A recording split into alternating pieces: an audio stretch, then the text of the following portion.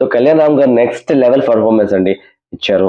And దాని no doubt అసలు దానిలో మూవీ చూసుకుంటే సెట్స్ కానీ ఆ కాస్ట్యూమ్స్ ఏవైతే ఉన్నాయో చాలా బాగా అనిపించాయి. విజువల్స్ కూడా చాలా బాగా అనిపించాయి. కళ్యాణ్ రామ్ గారి లుక్స్ కానీ ఆ పర్ఫార్మెన్స్ కానీ అద్భుతం చెప్పవచ్చు.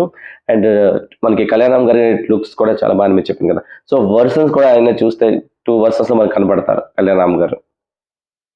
మనకి మూవీ స్టార్ట్ అవడం ముందే చెప్పారు కదా, ఇది 1945 లో జరిగిందని. సో నేతాజీ సుభాష్ చంద్ర బోస్ గారు తప్ప మిగతా ఎవరైతే ఉన్నారు క్యారెక్టర్ అన్ని కూడా కల్పితం అనేసి మనకి ఆల్రెడీ ఇచ్చారు మూవీ స్టార్ట్ అయ్యే ముందు.